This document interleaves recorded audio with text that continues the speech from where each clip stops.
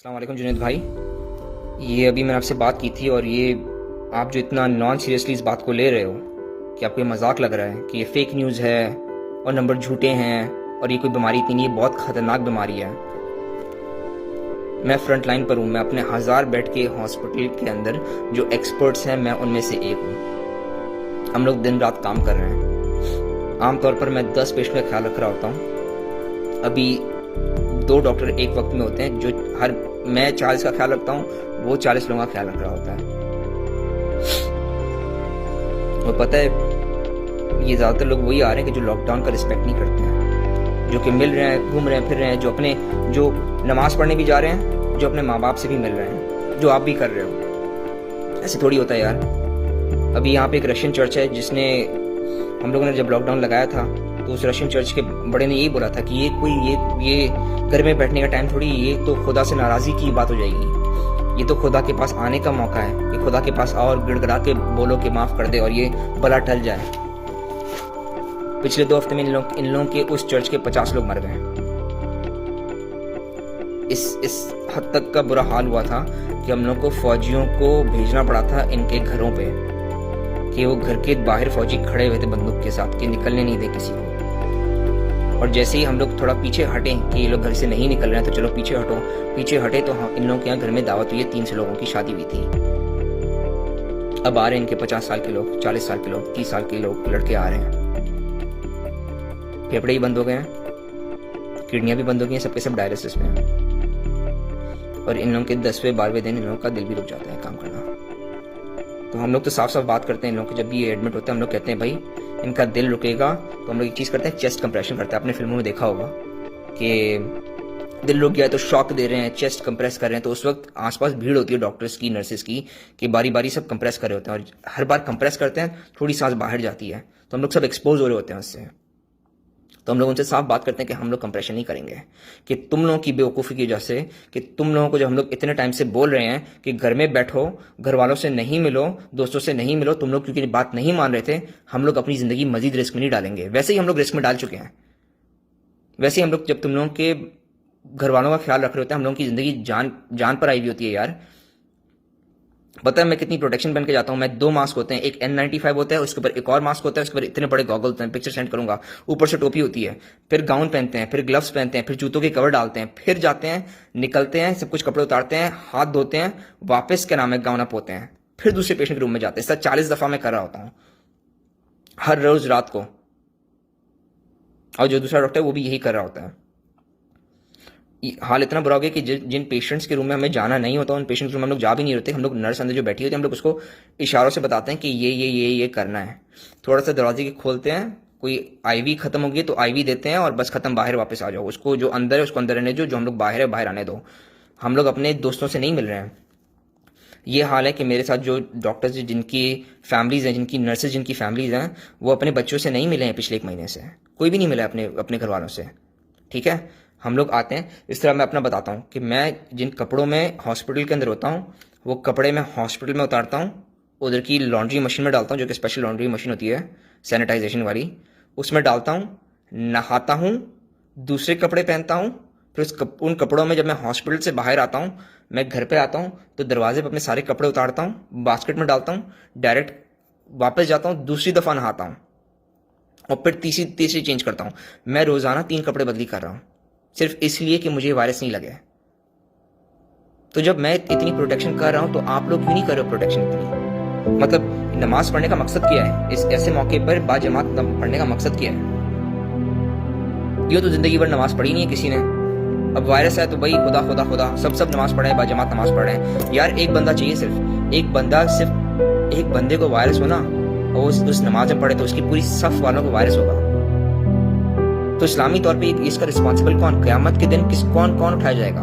कि जब तुम्हें पता है, जब तुम्हें हर न्यूज़ चैनल पे तुम्हारी गवर्नमेंट बोल रही है, तुम बाकी लोगों को देख रहे हो, जब तुम्हें पता है बाकी, यार हमारे यहाँ 1000 लोग मरे थे कल रात को, 1000 लोग, 7 पेशेंट तो मेरे मरे हैं। तो यार इसको प्लीज़ इतना लाइटली मत लो। ये कोई वक्त नहीं है कि आप नमाज पढ़ने जा रहे हो, आप अपने माँ बाप से मिलने जा रहे हो और आपके माँ बाप दूसरे अपने भाई से मिल रहे हैं। तो फर्ज करो एक बंदे को है, फर्ज करो मुस्तफ़ा को खुदा ना खास्ता किसी से वायरस लगाए, अपने दोस्त से वायरस लगाए, उसको शुरू के 10 दिन में कुछ भी नहीं पता चलेगा, ठीक है, कोई सिम्टम नहीं आएगा, कोई खांसी कोई नजला नहीं आएगा, पर वो वायरस से इन्फेक्ट कर रहा होगा। सिर्फ बात करते हो ना, सामने कोई खड़ा होता है, उसे महसूस होता है ना कि उसके चेहरे पे हवा लग रही होती है, कुछ लोग बात करते हैं थूक उड़ते जाती है, ये सारे वायरस से भरा हुआ है यार, ठीक है। तो ये आप मिले हो, आपको तो कोई बाजार सिम्टम नहीं आ रहा, आपको सिम्टम आएगा 10 दिन बाद, जब वो खांसी, गले में इच होगी, सांस फूलने लगेगी, ये 10 दिन बाद आती हैं सारी चीजें। शुरू के 10 दिन कुछ नहीं होता आपको, पर आप इन्फेक्ट कर रहे होते हो। तो अगर मुस्तफ़ा को हुआ है तो उसने आपके वालिद साहब को दिया, उसने अदनान को दिया, उसने बाकी आपकी बहनों को दिया, ठीक है, अपने बहनोइयों को दिया, और उसने आपको दिया, आप घर पर आए, आपने अपनी अपनी बेगम को दिया, अपने बच्चों को दिया, आप नमाज पढ़ने गए, आपने उन लोगों को दिया, ठीक है। तो उसका जिम्मेदार कौन? ऐसी नमाजों का मकसद क्या है कि जब आप जा रहे हो और आप लोगों को, और पता है आप शायद बच जाओगे, आपके वालिद साहब थोड़ी बचेंगे इस चीज से। वो वेंटिलेटर पर जाएंगे तो उसका रिस्पॉन्सिबल कौन? उनकी जान जाएगी, रिस्पॉन्सिबल कौन? फिर तो आप डॉक्टर को मारोगे ना कि हमारे डॉक्टर ने मार दिया, डॉक्टर ने मार दिया, मारा तो आपने। तो ये कोई वक्त नहीं है, प्लीज इन चीजों से परहेज करो। मतलब ये क्या है, मतलब मासियां घर पे आ रही हैं, आपके ड्राइवर घर पर आ रहे हैं, मतलब किस बात का इतना रिस्क ले रहे हो? छुट्टी करो इन सबकी। अभी तो हाथ पैर काम कर रहे हैं, घर में झाड़ू लगाओ यार। रसूल सल्लल्लाहु अलैहि वसल्लम ने घर पे झाड़ू लगाया, तो आप लोग झाड़ू नहीं लगा सकते हो? रसूल सल्लल्लाहु अलैहि वसल्लम ने अपने खुद के कपड़े धोए, तो आप लोग क्या उनसे शाही हो? ये वो वक्त नहीं है कि जब आप अपने दोस्तों से मिल रहे हो। मतलब देखो, मेरी एस्टिमेट के मुताबिक ना 1.5 लाख लोगों को कराची में वेंटिलेटर की जरूरत पड़ेगी अगर ये वायरस अपने उरूज पे आया ना। जैसा ये यहाँ पर उरूज पे आया हुआ है, ये इटली में उरूज पे आया हुआ है, ये स्पेन में उरूज पर आया हुआ है, ये चाइना में उरूज पे आया हुआ है। ये उरूज पे आप लोगों के अगर आएगा ना तो 1.5 लाख, कराची की पॉपुलेशन के मुताबिक 1.5 लाख लोगों को वेंटिलेटर की जरूरत पड़ेगी। पूरे पाकिस्तान में 170 वेंटिलेटर है। क्या करोगे फिर? छोड़ दोगे?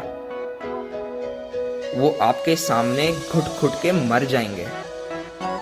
हमारे यहाँ जब ये लोग मरे होते थे अपने कमरे में मर रहे होते हैं, और हम लोग फैमिली को बोल देते हैं हम लोग नहीं जा रहे और हम लोग आपको हॉस्पिटल में भी नहीं आने देंगे, आपको बस हम लोग एक फोन कॉल करेंगे कि आपका बंदा मर गया है, ठीक है। और हम लोग रात, मतलब जब हम लोग देख रहे थे कि बंदा जा रहा है, तो हम लोग रात की शुरू में कॉल कर लेते। जब मैं देखता हूँ, शिफ्ट में पकड़ता हूँ, पेशेंट की केयर पकड़ता हूँ, मैं देखता हूँ ये पेशेंट जाने वाला है, ये पेशेंट जाने वाला है, ये पेशेंट जाने वाला है आज, तो मैं उनकी फैमिली को शिफ्ट के स्टार्ट में ही फोन करके बोल देता हूँ कि भाई देखो इनकी हालत गंभीर है, मुझे नहीं लगता ये आज रात सर्वाइव करेंगे, आप आके देख नहीं सकते उनको, ठीक है।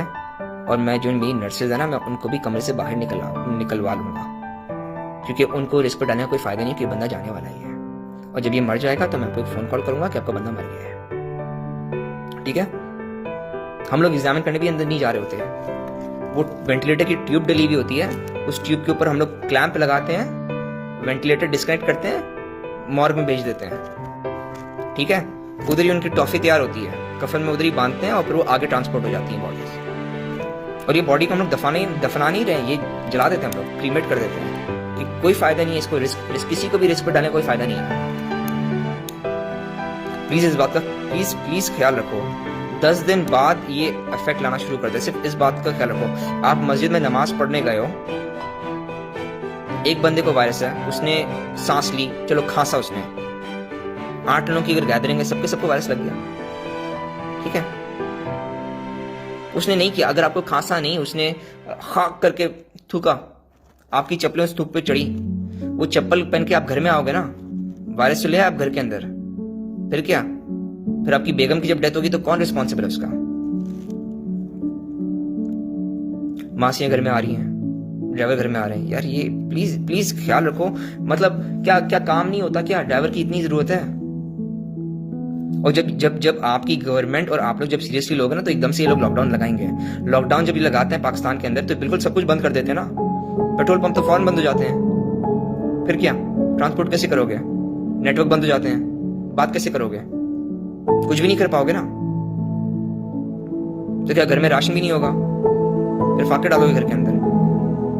प्लीज अपने घर वालों का ख्याल रखो, अपने मासियों ड्राइवर को पैसे दे के उन्हें घर पे बिठाओ, उनके अपने घर पे। ये मजाक का टाइम नहीं है, ये बहुत सीरियस बीमारी है और हम लोगों को कोई समझ में नहीं आया है। वेरी ऑनेस्टली, जो भी डॉक्टर आपको बोलता है ना कि इसका ये इलाज है, उसका वो इलाज है, मलेरिया की मेडिकेशन इलाज है, कुछ कोई नहीं है, कुछ भी नहीं है। मेरा एक पेशेंट भी मलेरिया की मेडिकेशन से बचा नहीं है, ठीक है। एजिथ्रोमाइसिन से एक पेशेंट भी नहीं बचा मेरा। ये सब मर गए हैं, सबके सब मर जाते हैं। वो बात अलग है कि मेरे पास जो पेशेंट्स आते हैं वो सबसे बीमार पेशेंट्स आते हैं। मैं आईसीयू के पेशेंट का ख्याल रखता हूँ जो सारे वेंटिलेटर पर होते हैं। 90% लोगों को ये जो बीमारी होती है वो नॉर्मल से फ्लू की तरह बीमारी होती है। खांसते हैं, 2 हफ्ते तक पड़े होते हैं ज़मीन पर और फिर वापस ठीक हो जाते हैं।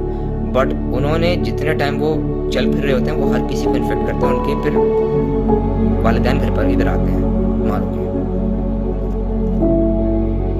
रशियन का मैंने बताया था, न्यू जर्सी में एक फैमिली थी, उनकी गैदरिंग हुई ना लॉकडाउन हुआ तो उन लोगों ने भी सीरियसली नहीं लिया। तो उनकी फैमिली गैदरिंग हुई थी, सब ने मिलकर ना कहा कि वो चलो चलो छुट्टियाँ हैं, चलो मिल बांट के खाते हैं। तो पूरी फैमिली गैदरिंग हुई, पपियाँ, चाचा, दादा दादी, बेटे क्या नाम है, इनके सारे बच्चे हैं। तो उनमें से एक को खांसी थी। अब उनकी फैमिली के 2 पपियाँ, 2 चाचा और दादा दादी सब मर गए। तो आपकी इस गैदरिंग की वजह से आपके घर के 6 फर्द मर गए। तो कौन रिस्पॉन्सिबल है इसका? इतनी तप्पड़ है आप में कि आप उनका गिल्ट अपने कंधे पर रख सको। और क़यामत में जब पूछा जाएगा तो आप क्या जवाब दोगे? कि हमें तो लोग बता रहे थे, हमें मस्ती थी। फ्लोरिडा में एक पाकिस्तानी फैमिली को मैं जानता हूँ, उनकी शादी हुई थी। तो उधर भी इनको किसी को भी सिम्टम्स नहीं थे, पर अब उनका दोनों तरफ के ना ससुर मर गए। लड़की का बाप भी मर गया, लड़के का बाप भी मर गया कोरोना से। और बाकी फैमिली तो इन्फेक्टेड है पर उनको इतना कुछ हुआ नहीं, पर वो दोनों मर गए। प्लीज इस चीज को सीरियसली लो। ये चीज बहुत बहुत बुरी है और कोई इलाज नहीं है इसका। डॉक्टरों को सही तरह समझ में नहीं आया है कि इसे हम लोग क्या नाम है सॉल्व कैसे करें, क्योंकि ये आम तौर पे आम बीमारी की तरह प्रेजेंट नहीं कर रहा है, काफ़ी अलग प्रेजेंट कर रहा है। ये किडनी पे भी अटैक कर रहा है तो सारे डायलिसिस पे है। ये दिल पे भी अटैक कर रहा है तो दिल एकदम से रुक जाते हैं। और फेफड़े तो खराब थी, उनके बारे में आपको थोड़ा पता है कि फेफड़े खराब हो जाते हैं।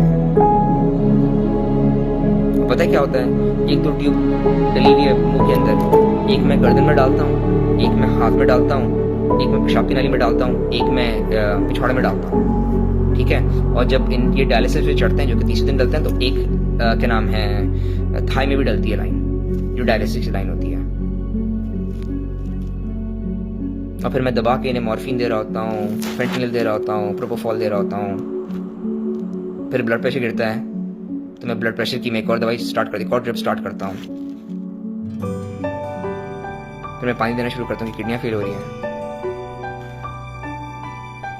बहुत बुरा हाल है। प्लीज़ इस बात को सीरियसली लो। नमाजों पे जाना बंद करो, लोगों को इन्फेक्ट करना बंद करो, माँ बाप से मिलना बंद करो, गैर ज़रूरी मिलना जुलना बंद करो। मतलब यार इंटरनेट है, व्हाट्सएप है, स्काइप है, इनसे कांटेक्ट में रहो। डायरेक्ट मिलने की क्या ज़रूरत है? क्या ये मिलना इतना ज़रूरी है कि आप बोलो कि नहीं अगर हम लोग नहीं, मतलब मैं अपने माँ बाप की जान देने के लिए तैयार हूँ पर मिलना लाजमी है, इतना ज़रूरी है? चलो खैर मैं मज़ीद आगे बात नहीं करूँगा, आगे आप लोग खुद समझदार हो, ठीक है। प्लीज़ बात को सीरियसली लो। खुदा हाफिज़।